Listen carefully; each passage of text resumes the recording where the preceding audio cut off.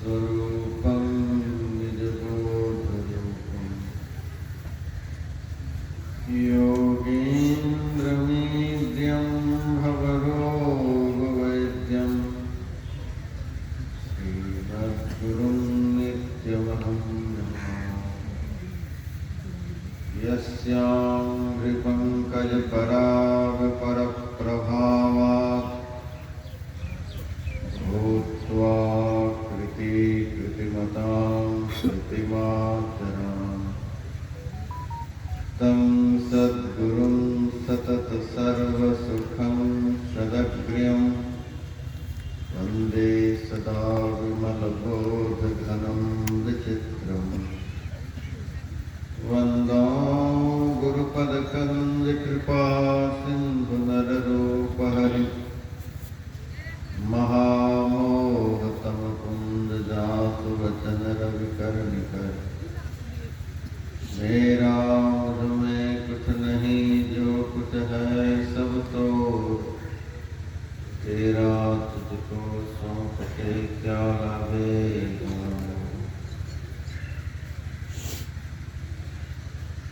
इस पवित्र मंच पर पधारे अति सम्मान के योग्य सम्माननीय साधु समाज, मानव जीवन का सबसे उत्तम कर्म करने हेतु तो यहाँ आए हुए सत्संग प्रेमी सज्जन वृंद, माताओं तथा बहनों,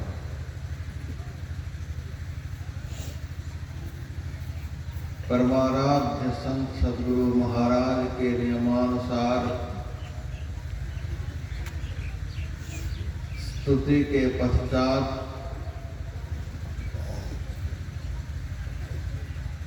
संत मत के सर्वोत्कृष्ट साहित्य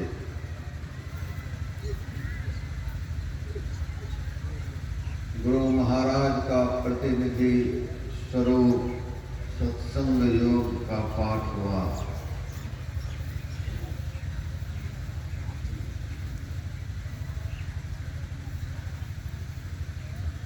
उस पाठ के आधार पर अभी का प्रतिपाद्य विषय ध्यान योग है।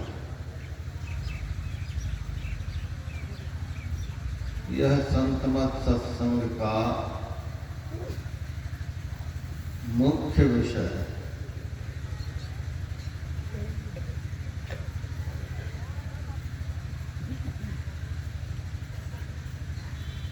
शाम को भी मैं इस विषय को सुना सकता था, लेकिन शाम को नहीं सुनाया। गर्म दिमाग से यह महा विलक्षण विषय का श्रवण मनन निधिध्यासन बहुत मुश्किल होता। रात भर में इस पंडाल में सबका दिमाग ठंडा हो गया है। इस ठंडे दिमाग से यह एकाग्रता का विषय आप बढ़िया से समझेंगे।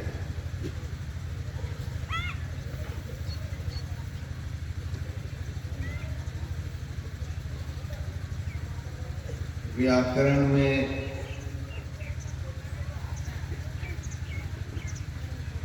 एक धातु है ध्येय चिंत्यायाम। इस धातु में जब ल्युट प्रत्यय लगा दिया जाता है तब ध्यान शब्द बनता है, जिसका अर्थ होता है मन की पूरी एकाग्रता।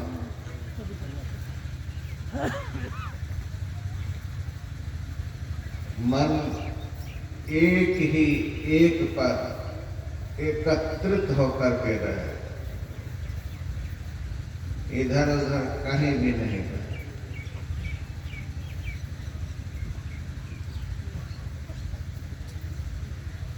एकाग्र का भी अर्थ बड़ा ही विलक्षण होता है। दो शब्दों से एकाग्र शब्द बना हुआ है, एक और अग्र। एक का अर्थ तो जानते ही हैं, दूसरा नहीं। अग्र का अर्थ होता है आगे। हमारी दृष्टि के आगे एक के अलावा दूसरा रहे ही, यही है। दूसरा तीसरा आ गया तो ध्यान भंग होता है। बहुत सत्संगी भाई बहन मेरे से कहते हैं, महाराज ध्यान तो करते हैं लेकिन ध्यान में कुछ दिखलाई नहीं देता, ध्यान में कुछ दिखलाई नहीं देता।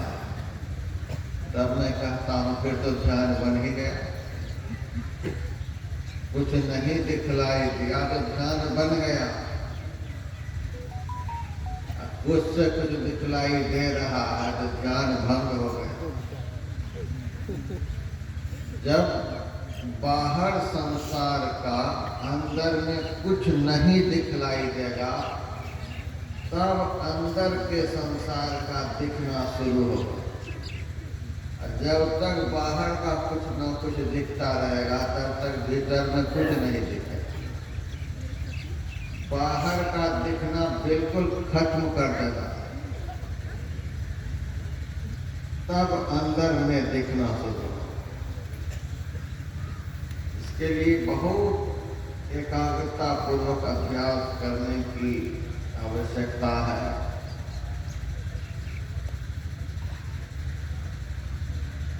बड़ा ही यह पवित्र काम है।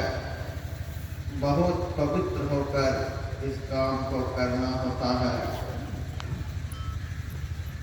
मैं नहीं समझता कि ध्यान से बढ़कर संसार में कोई महत्वपूर्ण कर्म हो, पवित्र कर्म हो, विशुद्ध कर्म हो।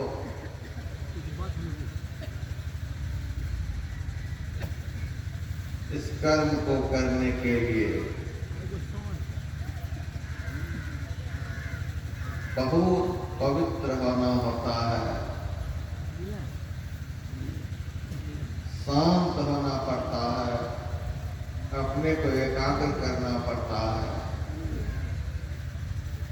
हमारे गुरुदेव के वचन में सत्य सुहाता वचन कहिए, चोरी तज दीजिए, तजिए नशा व्यभिचार तथा हिंसा नहीं कीजिए। निर्मल मन सो ध्यान करिए गुरु मत अनुसारा। अरे हारे में ही अब आगे को कहो सुनो दे चित्त संभारा। सत्य सुहाता वचन कही,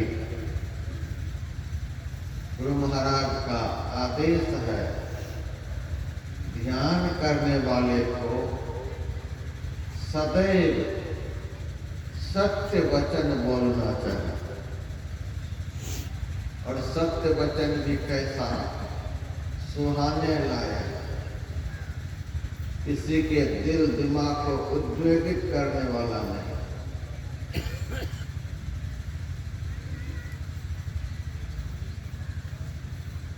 सत्यम ब्रूयात् प्रियम ब्रूयात् न ब्रूयात् सत्यम प्रियम। सत्य बोलना चाहिए, प्रिय बोलना चाहिए, अप्रिय सत्य कभी भी नहीं बोलना चाहिए। मनुस्मृति में भगवान मनु का वचन।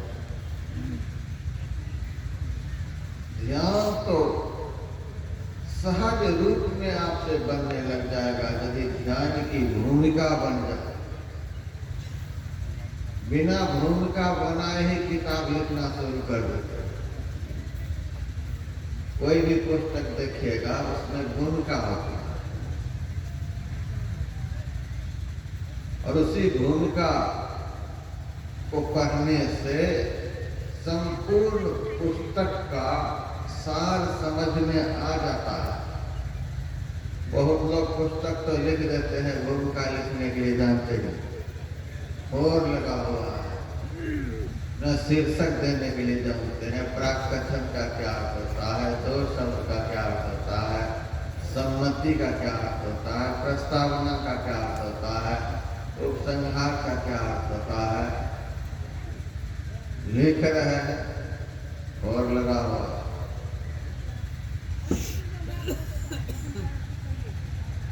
भूमिका गुरु महाराज बना रहे हैं ज्ञान की, सत्य सुहाता वचन करेंगे। आज यहाँ कांप के सत्संग कार्यक्रम से हम लोग यह संकल्प लेकर के जाएं, हे गुरु महाराज, आए दिन से हम झूठ नहीं बोले, आए दिन से किसी के दिल को दुखाने वाला कठोर वचन नहीं बोले। एक साधु अखंडानंद सरस्वती जी महाराज के पास मिलने के लिए आए।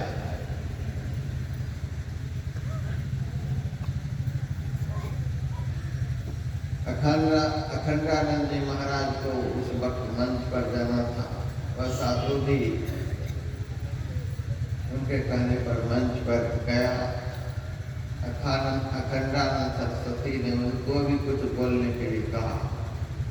वह तो बोलने के क्रम में क्या से क्या बोल गया, सबके दिल दिमाग को उद्वेलित करके झकझोर करके रख दिया। बड़ा अटपटा लगा लोगों को। जब अखंडानंद जी महाराज की बारी आई, उन्होंने कहा, आहा, महाराज जी का प्रवचन बड़ा ही सुंदर, बड़ा ही आकर्षक हुआ, बहुत बढ़िया बोलते हैं। फिर महाराज जी यदि स्टेज पर आने से पहले अपनी जीभ पर एक दो बूंद शहद टपका लिया करे तो और अच्छा होगा। अब देखिए बोलने की कला। बातों हाथी पाइए, बातों हाथी पांव। गीता में भगवान कृष्ण का वचन है, अनुद्वेग करम वाक्यम सत्यम प्रिय हितम चयत। ऐसा वचन मुंह से कभी भी नहीं निकालना चाहिए जो किसी के हृदय को उद्वेलित कर दे, आकुल व्याकुल कर दे।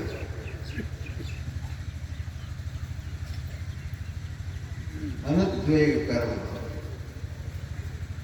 बोलने के लिए भगवान कृष्ण सिखला रहे हैं।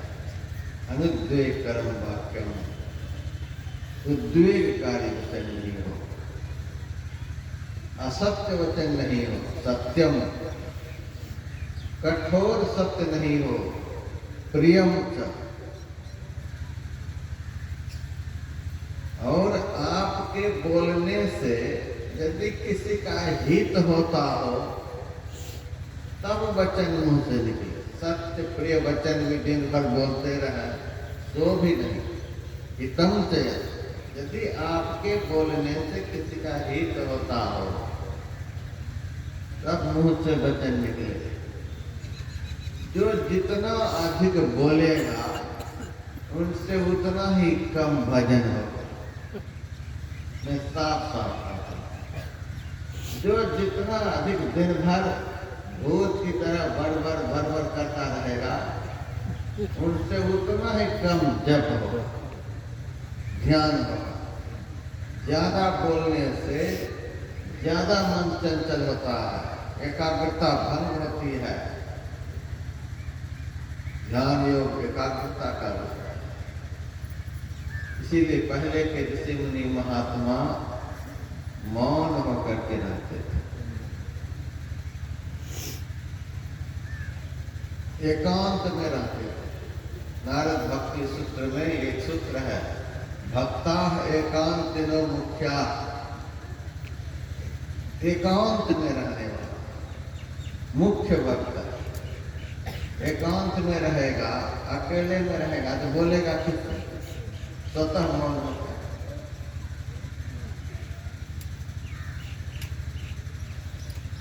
इसीलिए गुरु महाराज का वचन समग्र शास्त्रों का सार वचन है। भगवान कृष्ण ने साहित्यिक भाषा में, शास्त्रीय भाषा में उपदेश दिया बोलने के लिए। अनुद्वेग कर्म वाक्यम सत्यम परिहितम चयत। मनु भगवान शास्त्रीय भाषा में उपदेश दिया, सत्यम भूयात् प्रेम भूयात् न भूयात् सत्यम प्रियम। हमारे गुरु महाराज ने बिहार के पढ़े अनपढ़े सहज सरल सत्संगियों को समझाने के लिए बड़ा ही सुंदर शब्द में कहा, सत्य सुहाता वचन करें। कितना सुंदर।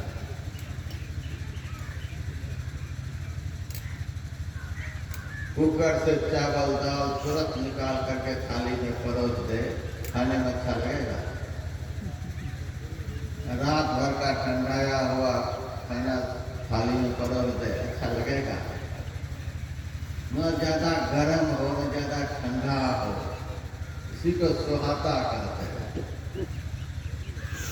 न बहुत उद्वेगित करने वाला वचन हो, न इतना मीठा कि किसी का कलेजा ही काट ले। बहुत मीठा बोलने वाला भी बड़ा खतरनाक होता है। ये बीच का होना चाहिए। सत्य सुहाता वचन कहे, सत्य मधुर सहज सरल निष्कपट भाव से छल छिद्र से रहित होकर के वाणी मुंह से निकले। ऐसा बोलने के लिए भी यदि समाज को आ जाए तो भजन स्वतः बनने लगे। हमें बड़ा ताज्जुब लगता है,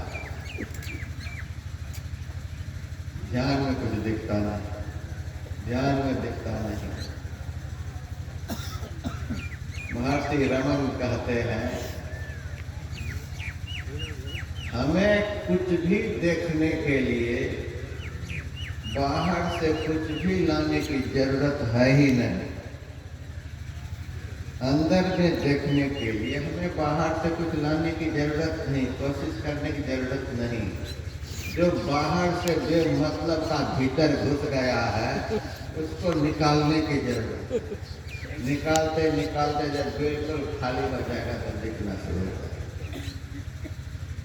हम आप लोग जब जमीन खरीदते हैं, रजिस्ट्री के बाद होता है दाखिल खारिज। 12 साल तक यदि आदमी दाखिल खारिज नहीं करे तो जमीन वाला फिर से जमीन पर चढ़ सकता है। शायद टाइटल लड़ते लड़ते आपकी हालत खराब कर देंगे। 12 साल से पहले ही यदि आप उनके नाम को खारिज नहीं करा लेते और अपना नाम दाखिल नहीं करा लेते, 12 साल के बाद आप अधिकार नहीं जमा सकते हैं, केस हो जाएगा। दीक्षा लिए हुए कितने साल हो गए,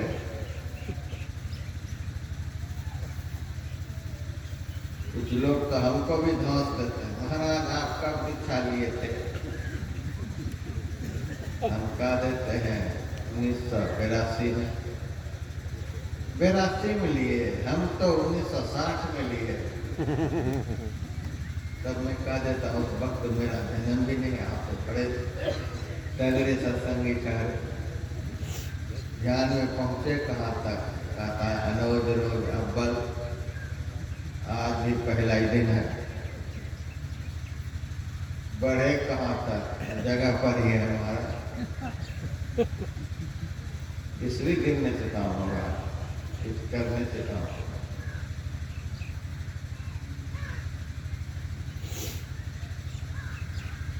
हमें बाहर से कुछ लाने की जरूरत नहीं है, बस दाखिल खारिज पर ध्यान देना है। किया जो बेमतलब का आपके प्लॉट पर चढ़ रखा है, बैठ रखा है, उसको खारिज करना है।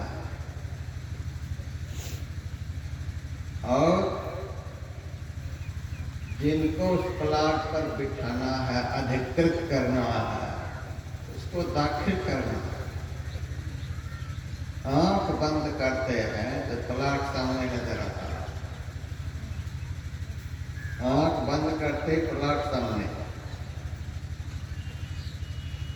और उसके बाद उस प्लॉट पर चलचित्र की भांति बेटा, बेटी, नाती, पोते, मकान, दुकान, कलकत्ता, मुंबई, सारी दुनिया के सिनेमा शुरू हो जाता है। ये सब जो घुसे पड़े हैं सारे संसार आपके प्लॉट पर, उसको खारिज करना है। ये सब जब खारिज हो जाएंगे तब उस प्लॉट पर गुरु महाराज का दाखिला हो जाएगा। दाखिल खारिज बहुत जरूरी है। जो खोपड़ी में भर रखे हैं उसको हटाना है और गुरु महाराज को बिठाना है। जैसे हटेगा, बिठाने में कोई देर नहीं, कुर्सी खाली है तो बिठाने में कोई देर नहीं। सुकरात के पास एक माई गई अपने 2 बच्चे को लेकर, महाराज जी आप इन दोनों बच्चों को पढ़ाओ। सुकरात बच्चे को पढ़ाया करते, फ्री में पढ़ाया करते, लेकिन उस माई के कहने पर सुकरात ने माई से पूछा, माई ये बच्चे कुछ पढ़े लिखे भी हैं पहले के? एक बच्चा तो कुछ पढ़ा लिखा है, कुछ पढ़ लिख करके आया है, और एक तो बिल्कुल कोरा कर कुछ पढ़ा लिखा नहीं। आपके यहाँ से शुरू करें। सुकरात ने कहा, जो कुछ पढ़ा लिखा है उस बच्चे को पढ़ाने का हम कुछ पैसे लेंगे। जो बिल्कुल पढ़ा लिखा नहीं है उसको फ्री में पढ़ा। माई तो बड़ी भिनाई, जो बिल्कुल पढ़ा लिखा नहीं है उसको पढ़ाने में तो आपको बड़ी मेहनत लगेगी, उसको फ्री में पढ़ाएं। जो पढ़ा लिखा है उसके पैसे लेंगे। आपके विषय में तो सुना गया है कि आप फ्री में पढ़ाते, पैसे नहीं लेते।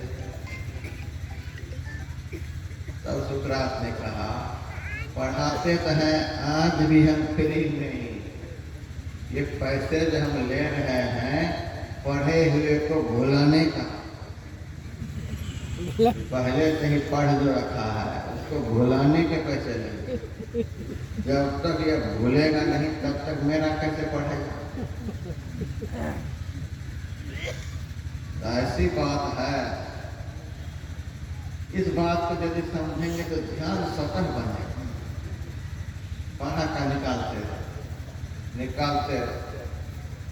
भीतर में सब कुछ है, सब किछु घर मही बाहरी नाही, बाहरी टोले सो भरम भुलाई, गुरु प्रसादी जिन अंतरी पाया तो अंतर बाहर खुलेला दे।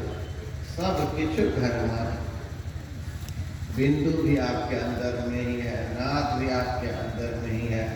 कबीर कहते हैं, यही घट चंदा, यही घट तोड़, यही घट बाजे अनहद तोड़, यही घट बाजे तवल निशान, पहरा सब सुने नहीं कान। चंद्रमा भी इसके अंदर में, सूरज भी इसके अंदर में, तारे भी इसके अंदर में, सब कुछ हमारे अंदर में ही है। संत का सब किछु घर में है, सब कुछ हमारे अंदर है, लेकिन दिखलाई क्यों नहीं देता?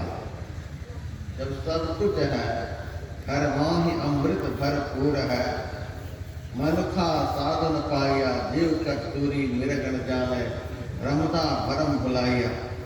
जब सब कुछ हमारे अंदर में है तो दिखलाई क्यों नहीं देता? तो दो कारण है, एक कारण तो घोर अंधकार है और दूसरा कारण मन चंचल है। मन क्यों चंचल है? अंधकार जो हमारे सामने में है, उसी का स्पष्टीकरण के लिए मैं गुरु महाराज की वाणी आप लोगों को सुना रहा हूँ। सत्य सुहाता वचन कहिए, चोरी तय विजय, झूठ बोलना छोड़ दो, चोरी बिल्कुल छोड़ दो। आप लोग चोर नहीं है, चोरी करने के लिए नहीं आए। एक आध लोग चप्पल इधर उधर बदल लेते हैं तो कोई खास बात नहीं है। एक सत्संगी 100 रुपए का जूता पहन कर सत्संग में गया, जब वापस आया तो 500 का जूता, अनर्थ हो गया। 500 का जूता पहन कर क्या गए थे 100 रुपए का जूता पहन कर।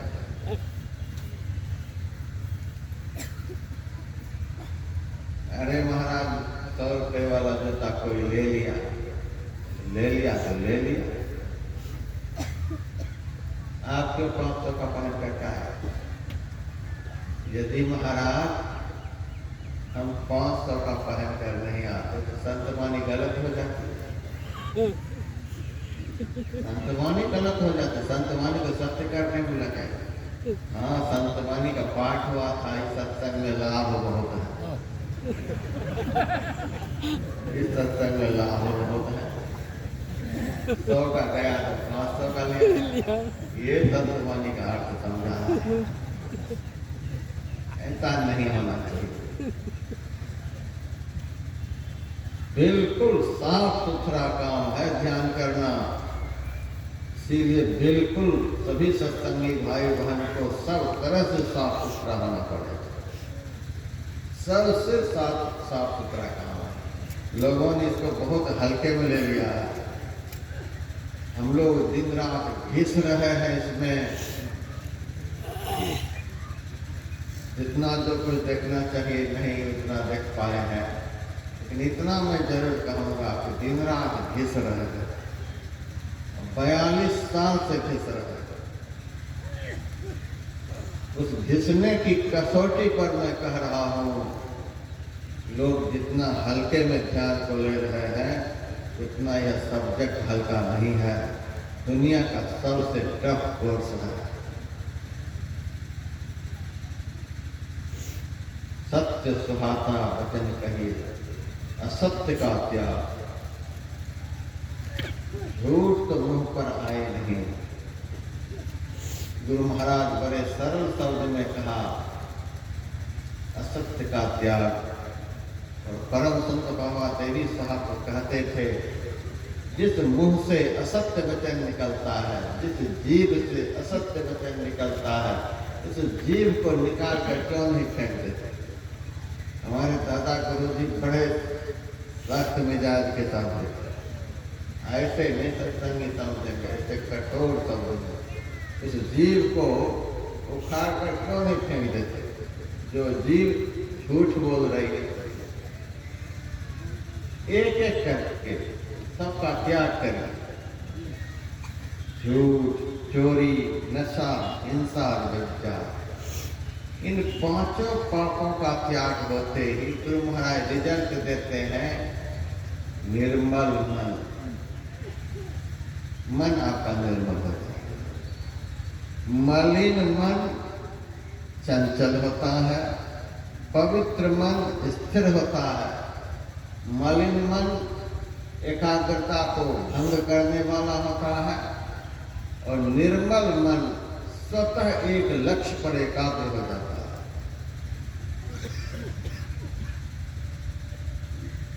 पंच महापाप के कारण ही हमारे अंदर में अंधकार का साम्राज्य है। नहीं तो हमारे अंदर में अंधकार काहे के लिए होगा? यह अंधकार का सर्जन हुआ है पंच महापाप से। हम जब पंजाब जाते हैं, हरियाणा जाते हैं, और भी बड़े बड़े स्टेट में जाते हैं लोग, हमसे मील सबका उद्घाटन करवाते हैं। कभी कभी राइस मिल का जब उद्घाटन करने के लिए जाता हूँ,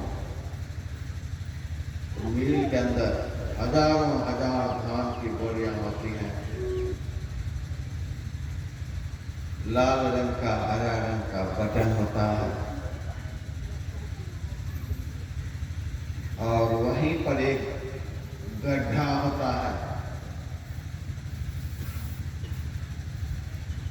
मिल का मालिक मेरे से कहता है, महाराज हरा रंग का बटन आप दबा।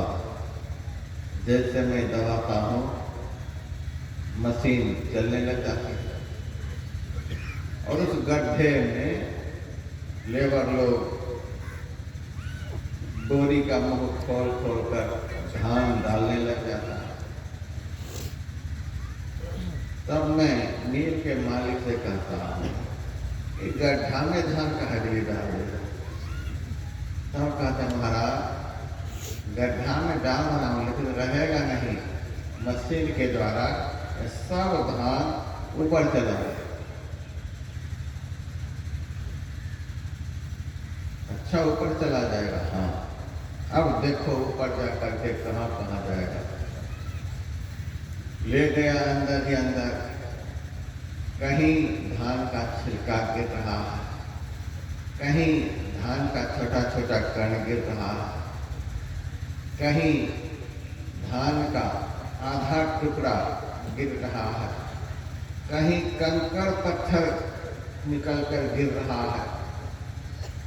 सबसे आखिरी गोदाम में जाकर के फ्रेश माल, पॉलिश किया हुआ चावल, बोरी वहाँ लगी हुई है, बोरी में गिर रहा। कहा महाराज ये देखो, यह है फ्रेश माल। कहाँ धान गिरा, कहाँ फ्रेश होकर के निकल रहा, इतना ताम झाम हुआ। उद्घाटन करके निवास पर चला आया। फिर हम अंदर में इस विषय पर विचार करने लगा। ठीक ध्यान में यही सब मशीन चलती रहती।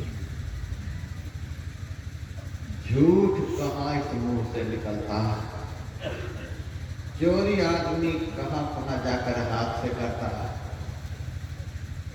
नशा आदमी कहाँ से खरीद करके लाता है, मुंह से पीता है, हिंसा आदमी कैसे कैसे हाथों से करता है, मुंह से करता है, मन से करता है, व्यभिचार आदमी कैसे कैसे कुत्सित इंद्रियों के द्वारा करता है। ये पाप तो स्थूल इंद्रियों के द्वारा बाहर में होता है, मुंह से, हाथ से, पैर से, आंख से, कान से, नाक से, जीभ से। पाप तो बाहर में जैसे तैसे हो रहा है। पाप कहाँ हो रहा है? संसार में, घर परिवार में। लेकिन यह सब किया हुआ पाप पॉलिश होकर के फ्रेश माल, पाप का फ्रेश रूप पॉलिश क्या हुआ, ध्यान के समय दिखलाई देता है। पाप हमने कहाँ किया? हाथ से, पैर से, मुंह से, आँख से, नाक से। लेकिन यह पाप फ्रेश होकर के कहाँ नजर आता है? ध्यान के समय सामने में महाराज कुछ नहीं नजर आता। घोर अंधकार। यह अंधकार आया कहाँ से? झूठ से, चोरी से, नशा से, हिंसा से, व्यभिचार से। इन पंच महापापों को आप करते रहें, ध्यान भी करते रहें। वही घोड़ा वही मैदान, वही घोड़ा वही मैदान। कभी कुछ दिखेगा नहीं।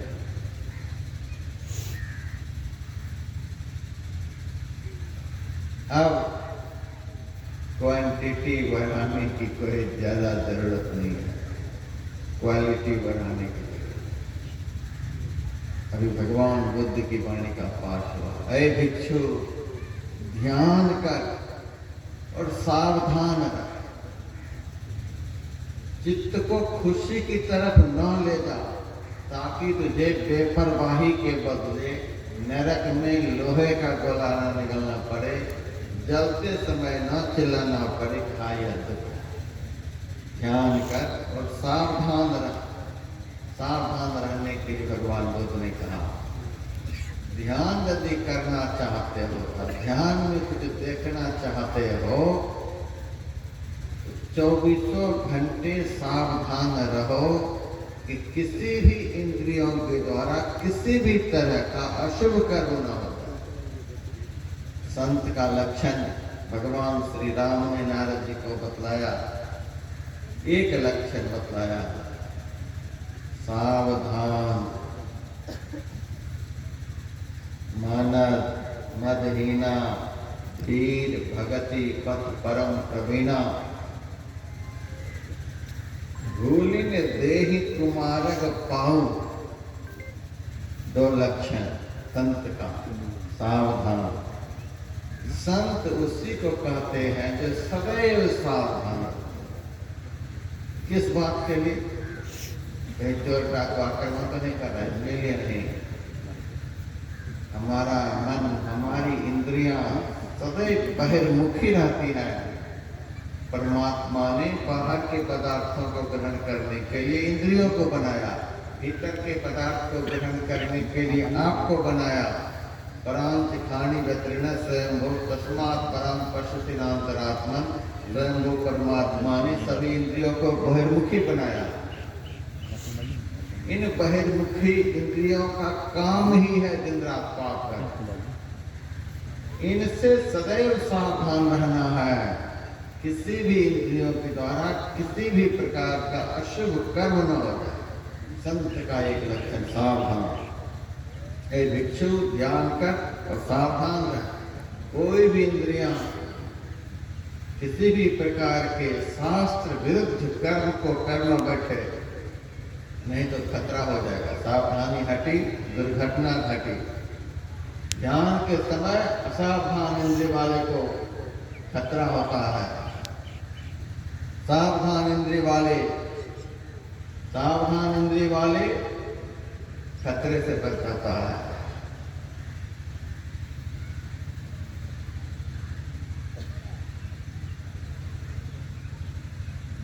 बौद्ध साहित्य को मैंने पढ़ा, थार गाथा।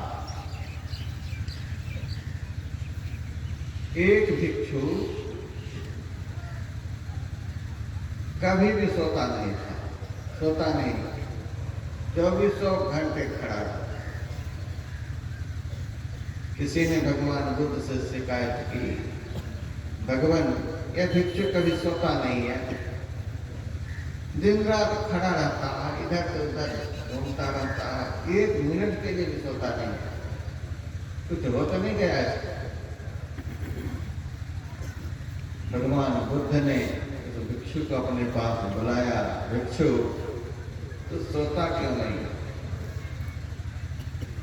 भिक्षु कहता है, चोर के डर से, चोर के डर से सोता नहीं। भगवान ने कहा, तुम्हारे पास लघोटी के अलावा कुछ भी नहीं, तुम्हारा चोर क्या करेगा? तो कहता, चोर के डर से सोता नहीं।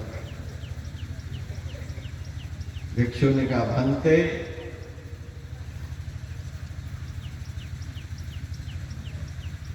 बाह्य संपदा से आत्मा का कोई संबंध नहीं है। आत्मा तो सहल सुख की राशि है। इनके सामने बाह्य संपदा का क्या अस्तित्व है? समग्र विश्व ब्रह्मांड की संपदा भी आत्मा के पास जो संपदा है, सुख है, इसके सामने तुच्छ है। महाराज की आत्मा सर्व सुखी राशि है।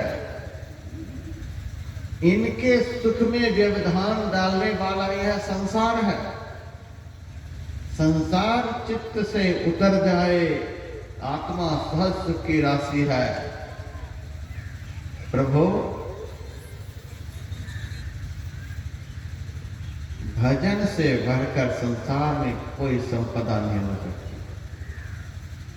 खर्चे नहीं वाको चोर न लेवे, दिन दिन बढ़त सवायो, पायो जी मैंने नाम रतन धन पायो। खर्चा करते रहो, घटेगा नहीं, चोर ले नहीं सकता, दिन दिन बढ़त सवायो, ऐसा भजन रूपी धन है।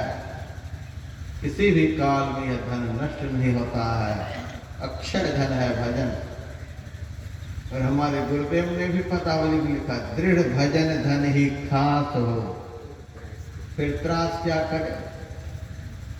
इस आत्मा का खास धन क्या है? भजन।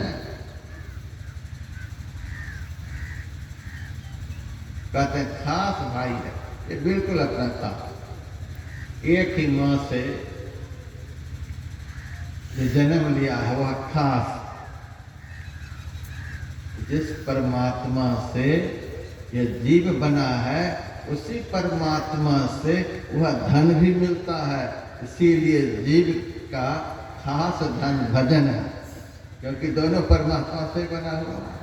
भजन भी वहीं से मिलता है, भजन रूपी धन भी वहीं से प्राप्त होता है, और हम भी उन्हीं से बने हैं। इसीलिए हमारा यदि कोई खास है तो भजन ही है। बाकी तो चचेरे फुफेरे मौसेरे हैं, इन सब का क्या भरोसा। खास धन, दृढ़ भजन धन ही खास हो, फिर त्रास क्या करे, फिर डर की क्या बात है। भिक्षु ने कहा, भिक्षु भंते, जिस धन का संग्रह करने के लिए हम भिक्षु बने हैं, वह तो भजन रूपी धन है। और सबसे महत्वपूर्ण पदार्थ को सबसे अधिक हिफाजत से रखना पड़ता है। हमारे परदादा गुरु का वचन है, रखना हिफाजत से तो निशान ऊंचा दिया।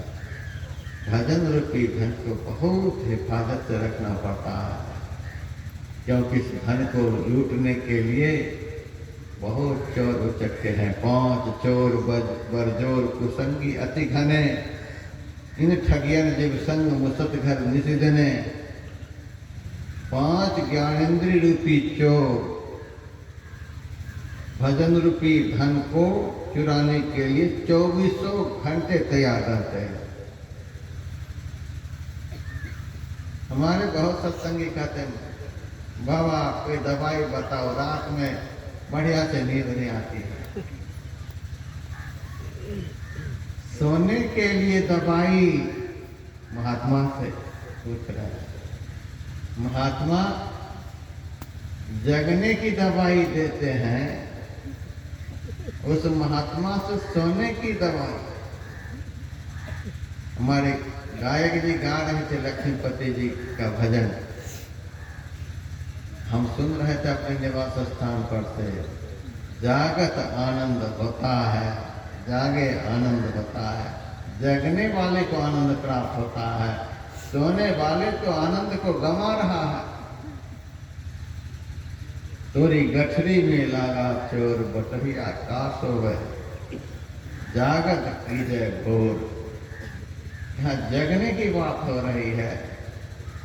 बहुत महत्वपूर्ण चीज को बहुत हिफाजत से रखना पड़ता है, और भक्त के लिए भजन रूपी धन से बढ़कर महत्वपूर्ण कुछ हो ही नहीं सकता। इसको लूटने के लिए 5 ज्ञानेंद्रिय रूपी चोर है। थोड़ा सा सावधान रहेंगे, आंख नजर बचा करके ऐसा रूप देख लेगी कि जिस रूप को देखते ही आपका भजन ठंडा पड़ जाएगा, भजन भंग हो जाएगा। ऐसा मलिन दृश्य कोई आंख देख ले, थोड़ा सा असावधान रहे, कान ऐसा मलिन शब्द को सुन लेगा, भजन भंग हो जाएगा। थोड़ा सा सावधान रहेंगे तो जिह्वा ऐसा स्वाद को ग्रहण कर लेगी कि भजन भंग हो जाएगा। पंच ज्ञानेंद्रियों को चोर बतलाया। चोर का आक्रमण होता है वहां जहां आदमी असावधान रहता है। इसीलिए सावधान है भिक्षु, ध्यान कर और सावधान रह। चोर का आक्रमण होता है असावधान लोगों के पास। चोर से यदि बच गए तब कहते हैं 6 डाकू का आक्रमण होता है। डाकू का आक्रमण कहाँ होता है? कमजोर आदमी के सामने। जगा हुआ है लेकिन यदि कमजोर है, आत्म बल प्रबल नहीं है, इंद्रिय बल प्रबल है,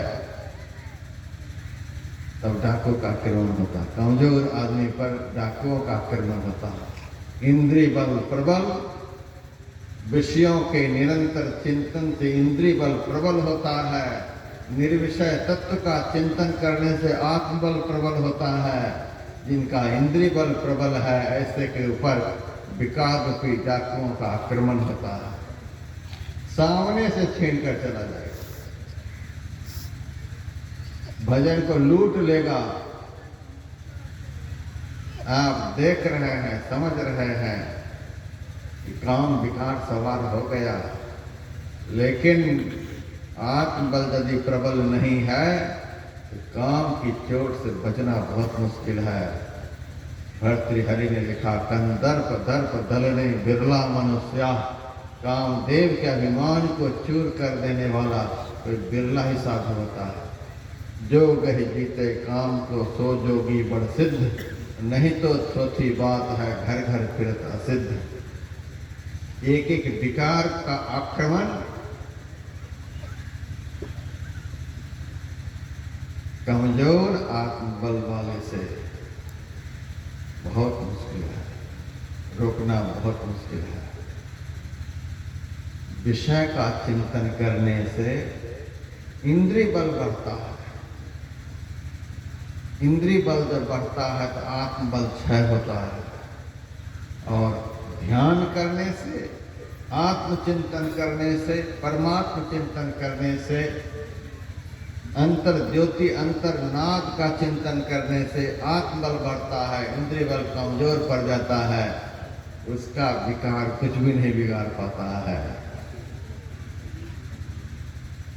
कमजोर आत्मबल वाले के ऊपर विकारों का प्रहार होता है। इनसे भी अपने को बचा लिए तब आगे कहते हैं, करने वाले संत को सफलता होता है। 2 ठग मार्ग माही मिलेंगे। कुछ दूर तक जब सफर कर लोगे, अंदर में कुछ दूर तक सफर कर लोगे, तब 2 ठग मिलेंगे। ठग मिलते हैं बाद में। ठग का आक्रमण किसके ऊपर होता है? जिसके दिल में कुछ लालच रहती है,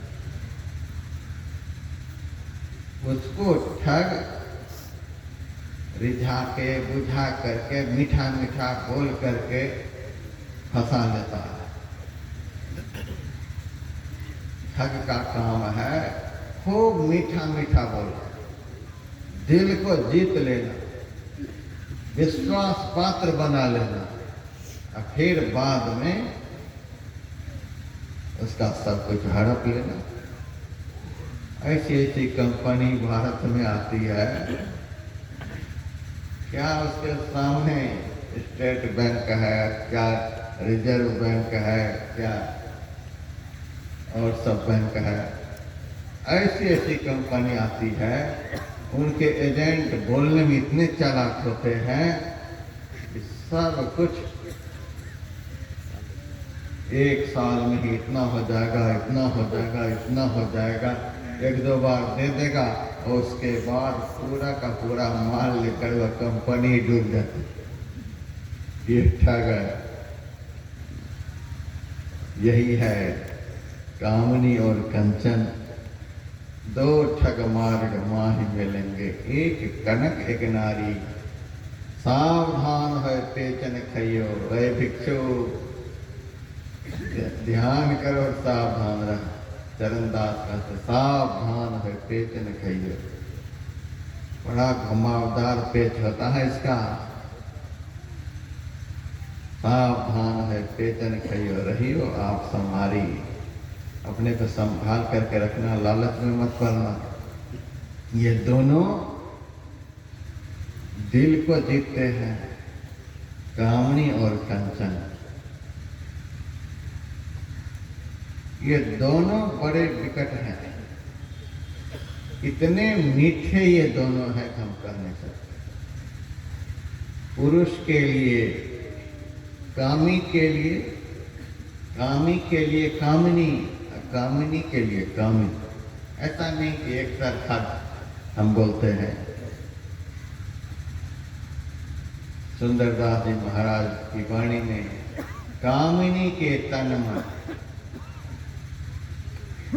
पुरुष वर्ग वक्ता है यहाँ पर, श्रोता भी पुरुष वर्ग के हैं, इसीलिए कामिनी शब्द का प्रयोग हुआ है। मीराबाई सहजबाई का संवाद होता तब कामी शब्द का प्रयोग होता। दोनों तरह से आप लोग अर्थ लगाएंगे।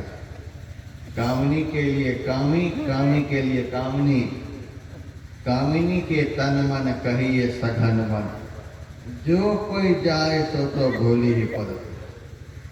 सुंदर है गति कटी केहरी के भय जामे, बेनी काली नागिनी सु फनी कुधर तो है। कूच है पहाड़ जहाँ काम चोर बसे तहाँ, साध के कटाक्ष बाण प्राण को हरत है। सुंदर कहत एक और डर जामे अति, राक्षसी बदन खाऊं खाऊं ही करत है। कामी के लिए कामनी का यह स्वरूप है, कामिनी के लिए कामी का भी इसी का उल्टा स्वरूप है। यह भी कम नहीं, कामी भी कम नहीं, कामिनी भी कम नहीं। जो कोई जाए सो तो खुली हुई परत है। ये दोनों ठग एक दूसरे को ऐसे ठगते हैं पता ही नहीं चलता। बाबा ध्यान करते हैं, माथा भारी हो जाता है, आंख में दर्द होने लगता है, आंख लाल हो जाती है, सिर में चक्कर आने लग जाता है। ध्यान करने से 84 का चक्कर करता है। अब तुम ध्यान करता है तो चक्कर आने लगता है, तो उल्टा कैसे हो गया? ध्यान करने वाले का 84 का चक्कर कर जाता है, अब तुम जब ध्यान करता है तो चक्कर आना शुरू हो जाता है। ये क्या बात है? माथा भारी हो जाता है। ध्यान करने से माथा हल्का होता है कि भारी होता है? इसका कारण क्या है? ध्यान जो है वो मस्तिष्क की क्रिया है। मन को एकाग्र करना पड़ता है, बुद्धि को एकाग्र करना पड़ता है, चित्त को एकाग्र करना पड़ता है, दृष्टि को एकाग्र करना पड़ता है। ये मस्तिष्क की क्रिया है। इन सब कामों को करने के लिए मस्तिष्क में बल चाहिए। मस्तिष्क को बल मिलता है ब्रह्मचर्य के पालन से। नो तपस्तपित्याहर ब्रह्मचर्य तपोत्तमम, ऊर्ध्वरेता भवेद्यस्तु सो देवो न तो मानुषः। ब्रह्मचर्य व्रत का पालन करने से, संयम धर्म का पालन करने से, रेत को ऊर्ध्वगामी बनाने से, वीर्य का रक्षण करने से मस्तिष्क बल प्रबल होता है। तब आप दिन दिन भर बैठे रहेंगे, रात रात भर बैठे रहेंगे, माथा भारी कभी नहीं होगा। सदगुरु महाराज की जय। कभी भी चक्कर नहीं आएगा, आंख में दर्द नहीं होगा। ये उल्टा फल कैसे होगा? ध्यान का फल उल्टा कैसे होगा? उल्टा इसीलिए होता है कि आप उल्टा रास्ता पकड़ लिए।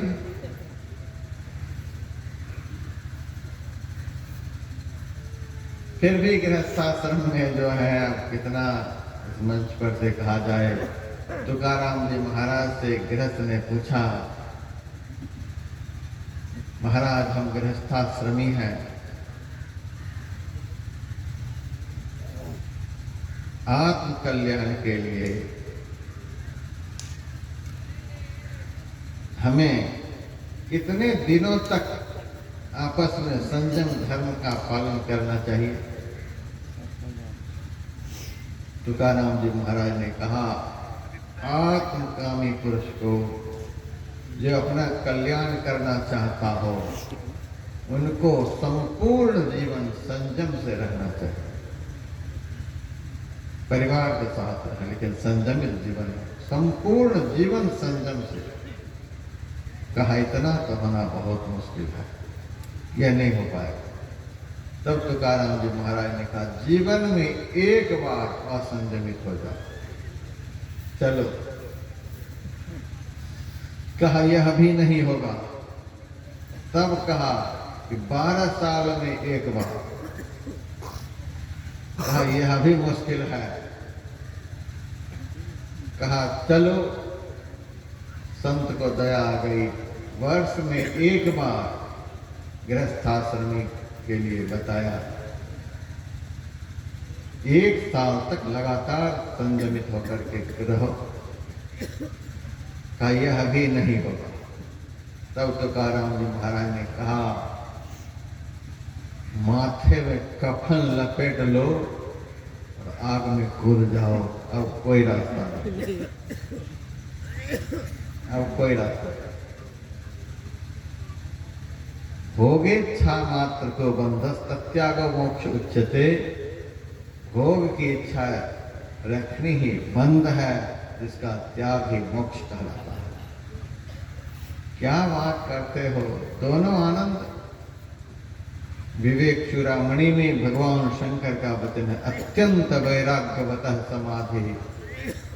अत्यंत वैराग्यवान पुरुष को, जो संसार के भोग को महाप्रलय काल की अग्नि के समान जानकर उससे सावधान रहते हैं, उसको अत्यंत वैराग्यवान पुरुष का, अत्यंत वैराग्यवतः समाधि। ऐसे वैराग्यवान पुरुष को समाधि का आनंद प्राप्त होता है। समाहितस्ते दृढ़ प्रबोधः। समाधि की अवस्था में ही ज्ञान परिपक्व होता है। प्रबुद्ध तत्व से ही बंध मुक्ति। परिपक्व ज्ञान से ही शरीर संसार के बंधनों से मुक्ति मिलती है, और शरीर संसार के बंधनों से मुक्ति मिलने पर ही मुक्तात्मनो नित्य सुखानुभूति, नित्य सुख की अनुभूति होती है, अर्थात अखंड सुख मोक्ष प्राप्त होता है। इसीलिए संयम तो बरतना ही पड़ेगा।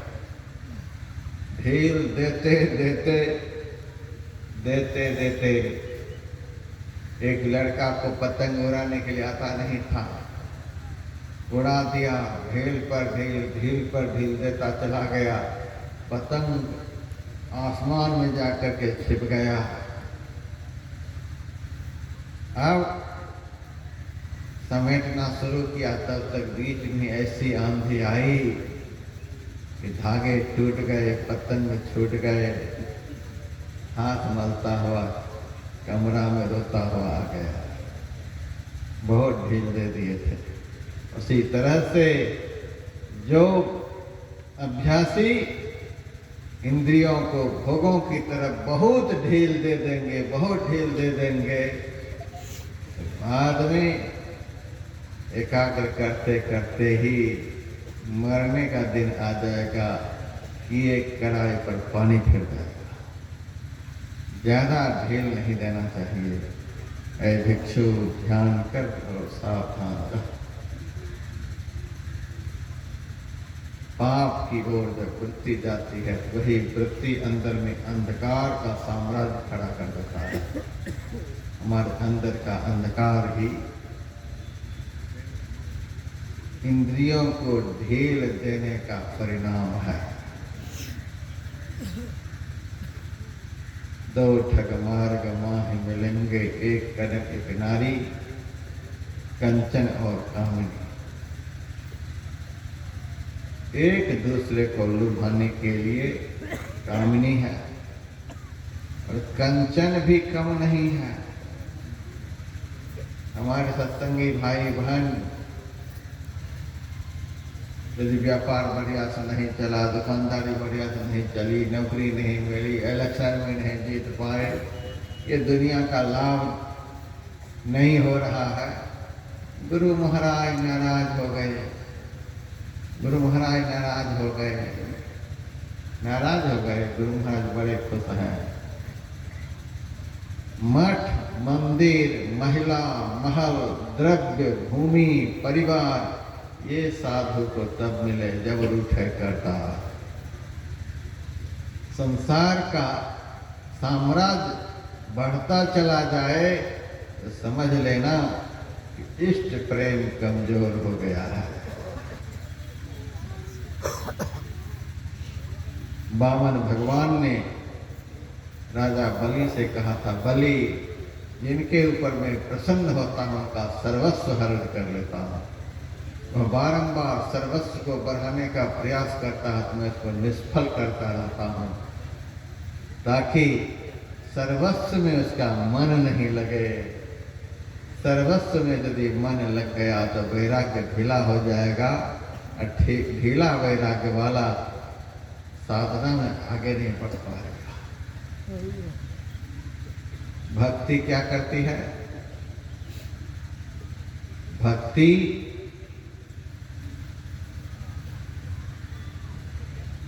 आगे बढ़ाती है। भक्ति का काम है साधक को आगे बढ़ाना।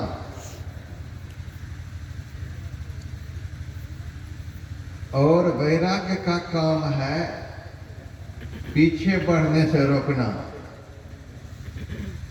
वैराग्य पीछे जाने से रोकता है।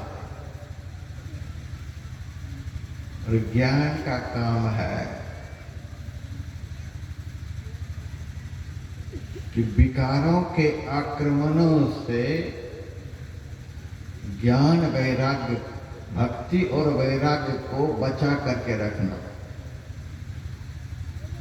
भक्ति और वैराग्य को विकारों के आक्रमणों से बचा करके रखना, यह ज्ञान की परिभाषा है। कंचन और कामनी ये ठग है। इनकी अभिवृद्धि से, इनके लुभावन से कभी खुश नहीं होना चाहिए।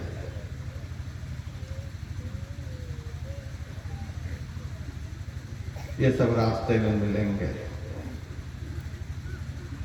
गुरु महाराज कहते हैं निर्मल मन से ध्यान करिए गुरु मत अनुसार। कंचन से बचो, कामनी से बचो, षड विकारों से बचो, पंच ज्ञानेंद्रियों से बचो, सारे पापों से बचो, तब मन निर्मल होगा। भगवान बुद्ध से भिक्षु ने कहा, हम भजन रूपी धन को बचाने के लिए 24 घंटे सावधान रहते हैं।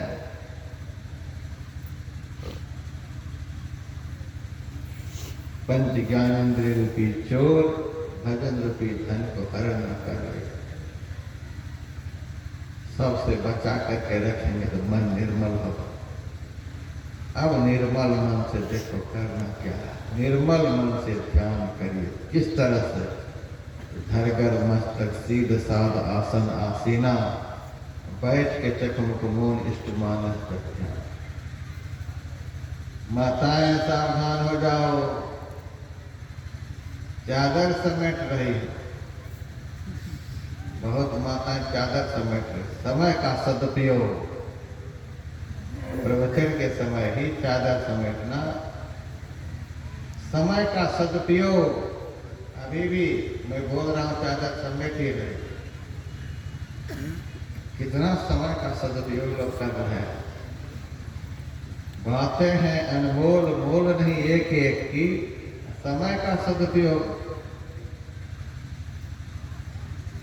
सावधान, ऐ भिक्षु ध्यान कर, ध्यान की बात सुनने में तो सावधानी नहीं रहती है। तो ध्यान करना कितना कठिन टफ कोर्स है। घर घर मस्तक सीध साध आसन आसीना, बैठ के चकमुक मौन इष्ट मानस जब ध्याना, प्रेम नेम सब करत करत मन शुद्ध हो, अरे हारे नहीं अब आगे को कहो सुनो दे चित्त सो। मैंने पहले कहा दुनिया का सबसे पवित्र काम है ध्यान कर, भजन कर। के लिए गुरुदेव कहते हैं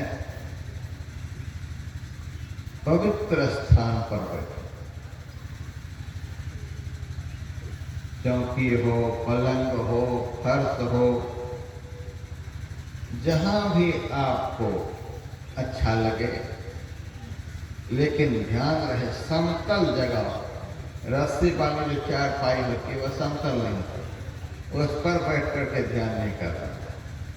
ध्यान जब बन जाएगा तो चितपट चाट खाट पर जागी, फिर तो आप कहीं भी कर सकते हैं। लेकिन जब तक नहीं बना है तब तक बढ़िया से बैठना पड़ेगा। चौकी हो, पलंग हो, फर्श हो, बिल्कुल समतल जगह हो और वह जगह पवित्र हो। जिस जगह पर ध्यान करें उस जगह पर दूसरा तीसरा कोई काम नहीं हो, केवल ध्यान ही जिस जगह पर होता है वह जगह तीर्थ से भी अधिक पवित्र हो जाती है।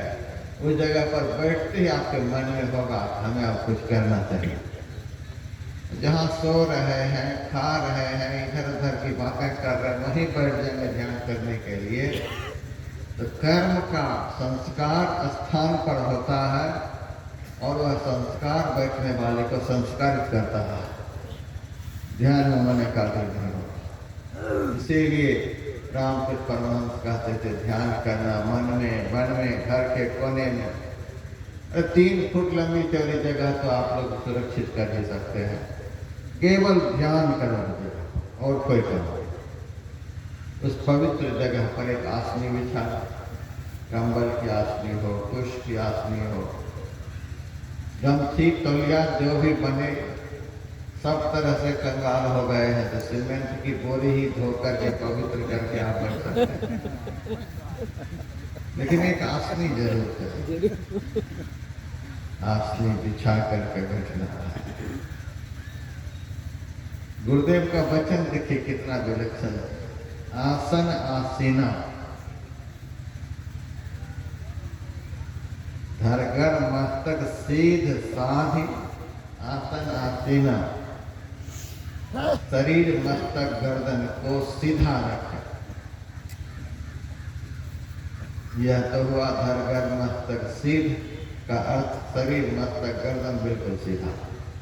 साधी शब्द का जो प्रयोग हुआ है वह किस लिए? साधी का अर्थ होता है अब सीधा होकर तो बैठ गए, 1 मिनट में फिर कमर को झुका लिए, गर्दन को झुका लिए,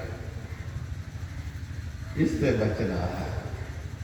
कम से कम 1 घंटा तो सीधा रहना ही चाहिए।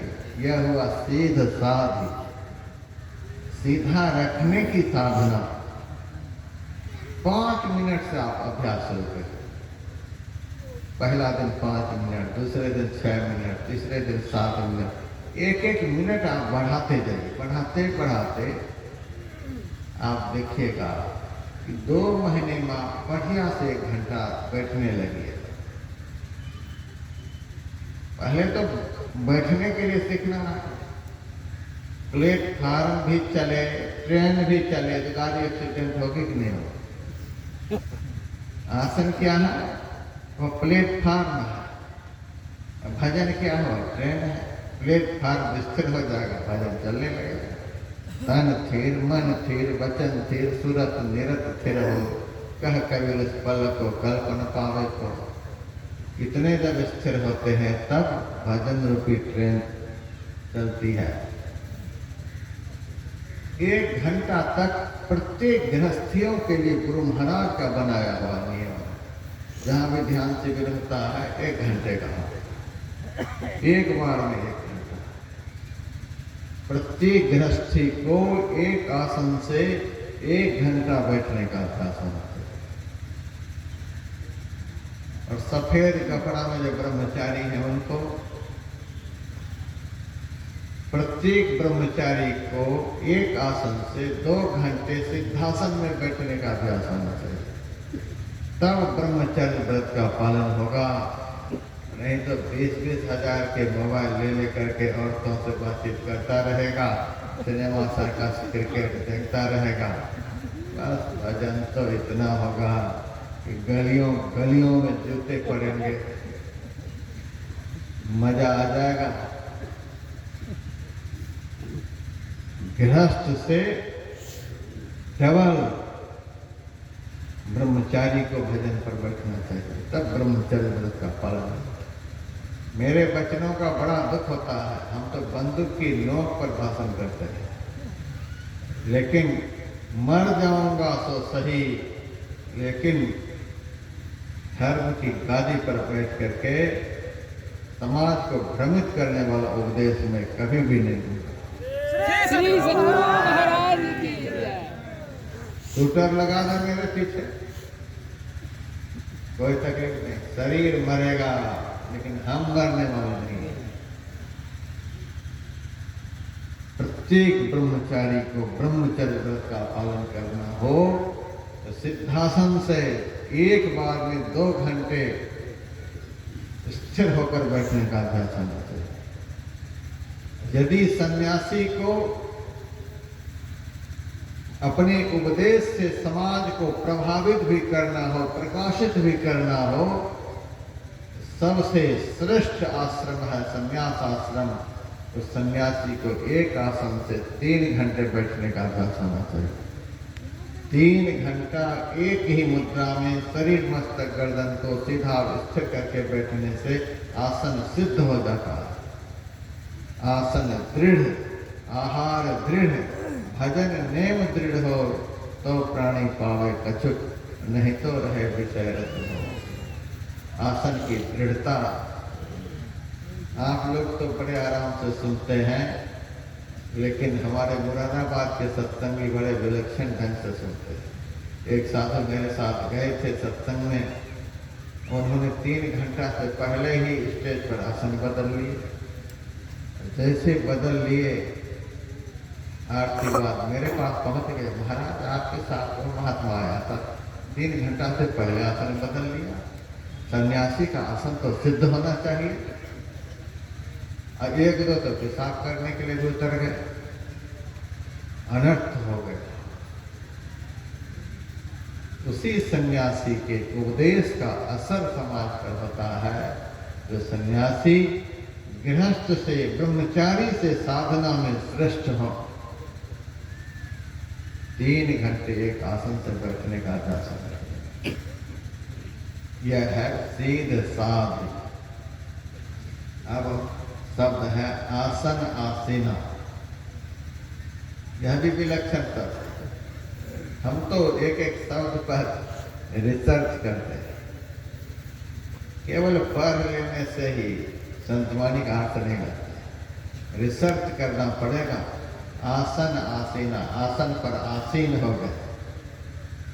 आसन आसीना का मतलब आसन पर आसीन हो गए। आसीन होना क्या है? आप लोग देखे होंगे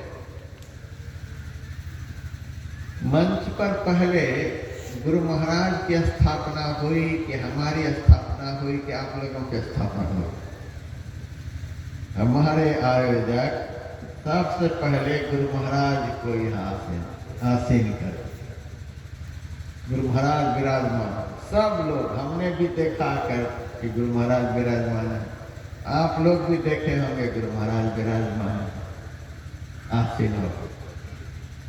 आप लोग तो सुबह के सत्संग के बाद गए होंगे घर खाने पीने को, दोपहर के सत्संग के बाद भी गए, अभी आए हैं, अभी भी जाएंगे, फिर दोपहर में आएंगे, फिर जाएंगे। लेकिन गुरु महाराज इस आसन पर से तब उठेंगे जब यह कार्यक्रम पूरा हो जाएगा। यह आसन आसीना का अर्थ होता है। आसन पर तब तक बैठे रहें जिसलिए हम आसीन हुए थे, उस काम को पूरा करके उठे। बैठे उठे ये तो बंदर बैठता उठता है। ये जाली पर से कूद करके उस जाली पर चला गया, उस जाली पर से उस जाली पर चला गया। ये वानरी भक्ति से ध्यान नहीं। आसन आसीना, तब तक एक आसन पर बैठे रहे जब तक कि अंदर में कुछ अनुभव न करो, तब तक बैठना है। आसन आसीना, आसन पर आसीन हो गए जब तक कि भजन का काम पूरा नहीं हुआ, तब तक उठे नहीं। कबीर साहब की वाणी में जियतन मार मुआ मत लियो, मांस बिना मत आइयो। उलटवासी है कबीर साहब की। जियतन मार मुआ मत लियो, मांस बिना मत आइयो रे। गुरु शिष्य को आदेश दे रहे हैं कि जिंदा को मारना नहीं, मुर्दा को लाना नहीं, मांस के बिना आना नहीं। चेला को आदेश दिया। आदेश तो दिया बहुत चेलों को। आदेश सुनते चेला एक एक करके खिसकने लगे। ये गुरु क्या उपदेश दे रहे हैं? जियतन मार मुआ मत लियो, मरने के समय मांस खाएगा, मांस बिना मत आइयो रे। जियतन मार मुआ मत लियो। चलो मांस ही मंगा रहे हैं, चलो ला देंगे, लेकिन क्या कोटा बोल रहे हैं? जिंदा को मारना नहीं, मरे हुए को लाना नहीं, किसी को कत्ल करके लाना नहीं है। कोई कत्ल करके रखा है वह खरीद करके लाना नहीं है। मांस के बिना आना नहीं है। ये पागल तो नहीं बना रहे गुरु जी? जियतन मार मुआ मत लियो, मांस बिना मत आइयो रे। धर्मदास जी महाराज कबीर साहब के सामने खड़े हुए, गुरुदेव आप क्या आदेश दे रहे? हमें तो बात समझ में नहीं आ रही। आपका सारा जीवन पवित्र बीता है और आप आज मांस की बात कर रहे हैं, वह भी आदेश के साथ। जिंदा को मारना नहीं, मुर्दा को लाना नहीं। कबीर साहब सोचे यदि इनको समझा नहीं देंगे तो एक बच्चा ही अभी न खिसक जाए। तब कहते हैं सुनो सुनो, जियतन मार, इसका अर्थ होता है जिंदा को मारना। जिंदा कौन है? जिंदा आदमी कौन है? जिंदा कौन है? मुर्दा कौन है?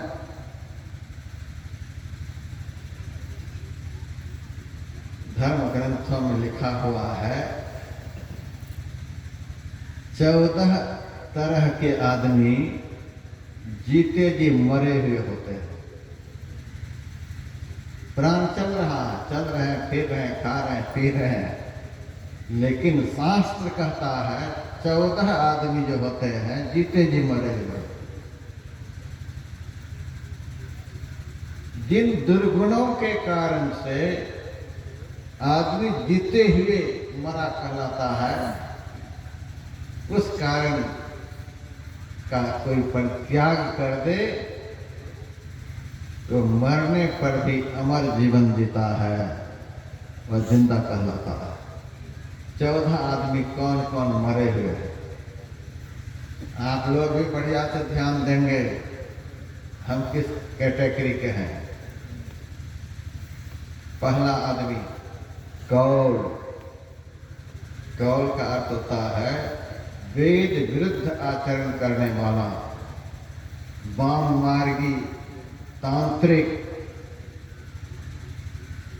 मांस, मछली, मदिरा, मुद्रा, मैथुन, इन पंच मकार का सेवन करने वाला वह कौल कहलाता है। इस प्रकार के आदमी अभक्षी, महा पातकी, शास्त्र विरुद्ध आचरण करने वाला,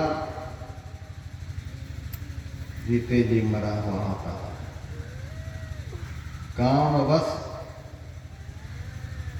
जो सदैव कामना के वशीभूत है, यह करो वह करो, दो तरह के काम होते हैं।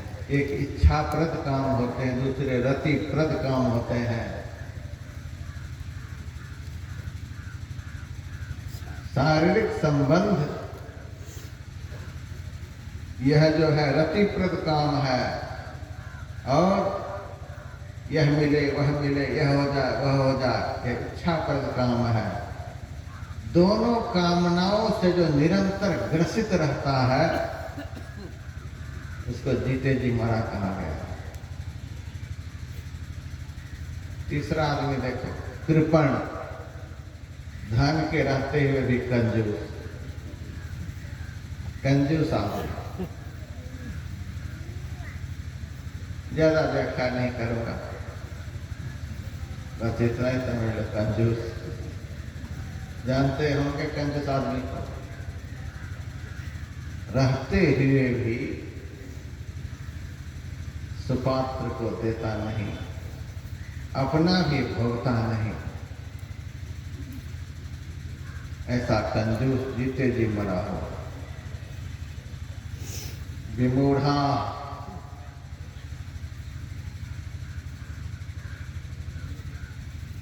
जो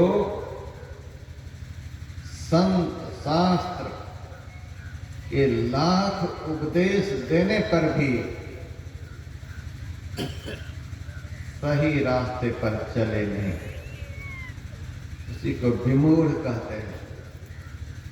जो बहुत बार समझाने पर, पढ़ाने पर कुछ समझ जाए, वह तो मूढ़ है।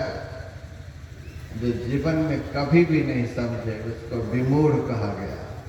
संत और शास्त्र के लाख समझाने पर भी जो कभी भी नहीं समझे, संत भी गांडी रख दे कि यह नहीं समझने वाला। एक लड़का ने शपथ खा लिया था कि दुनिया की कोई ताकत मुझे पढ़ा नहीं पाएगी। माँ बाप ने इनाम जारी कर दिया, इसको जो पढ़ा देगा इतना इनाम मिलेगा। दुनिया के लोग आए पढ़ाने के लिए, पढ़ा नहीं पाए। एक बड़ा चालाक आदमी 2-4 लड़के को साथ ले आया, पतंग धागा साथ में है। बच्चों को कहा उड़ाओ पतंग, बच्चे पतंग उड़ाने लगे। अब उस लड़का से कहता है, बताओ बेटे आसमान में क्या हो रहा है? वो लड़का कहता, आपको नहीं सूझ रहा है? आप मेरे से पूछ रहे, आपको नहीं सूझ रहा? चश्मा लगा हुआ है? नहीं नहीं, तुमसे पूछ रहा हूँ। आप पहले बताओ, आपको नहीं सूझेगा तो कोई बताओ। अच्छा, यह नहीं बताना चाहते थे, यही बताओ कितने रंग के पतंग उड़ रहे हैं? लड़का कहता, आपको रंग नहीं दिख रहा है? मैं तो तुमसे कहलवाना चाहता हूँ। अच्छा, इनाम लेने के लिए आए हो? मेरे जीते जी तू इनाम ले लेगा। हम शपथ खा लिए हैं, कभी भी सुधर नहीं सकते। ऐसे कोई विमूढ़ कहा गया है, जीते जी मरा हो। अति दरिद्र, भजन रूपी धन से जो सर्वथा रिक्त है, वह जीते जी मरा हुआ है। अयसी, जिसका दुनिया में नाम नहीं, जस नहीं, कीर्ति नहीं, घर के लोग निंदा करते हैं, बाहर के लोग निंदा करते हैं, सब लोग घृणा की दृष्टि से देखते हैं, वह जीते जी मरा हुआ। अति बूढ़ा, भजन के नाम पर जिनका उत्साह बिल्कुल समाप्त हो गया। अति बूढ़ा का अर्थ यह नहीं कि 90 साल का बूढ़ा, 80 साल का बूढ़ा, यह मैं अर्थ नहीं लगाता। हमारे सत्संग में तो 80 साल के भी बैठे हैं, 90 साल के भी बैठे हैं। जवान भी उतना बढ़िया से नहीं सुन पा रहे हैं जो बूढ़ा सुन रहे हैं। अति बूढ़ा का अर्थ बिल्कुल भजन के नाम पर उत्साह से हीन, भजन का दिल में उत्साह बिल्कुल भी नहीं, भजन के नाम पर माथा भारी हो जाता है, उत्साहहीन, जीते जी मरा हो, सदा रोग बस, वासना विकार के रोग सदैव जिनके मन में पकड़े रहता है, जीते जी मरा हो। संतत क्रोधी, निरंतर सबके ऊपर क्रोध करने वाला, जीते जी मरा। विष्णु विमुख श्रुति संत विरोधी, परमात्मा से विरोध रखने वाला, वेद और संत से विरोध रखने वाला, वह जीते जी मरा हो। तनु पोषक, केवल अपने शरीर का पोषण करने वाला, जिनको दूसरे का पेट दिखलाई नहीं देता। निंदक, दूसरे की निंदा चुगली करने वाला। अग खानी, जिनके भीतर में केवल पाप का ही पहाड़ है, जीवन में पुण्य का कभी संचय नहीं किया।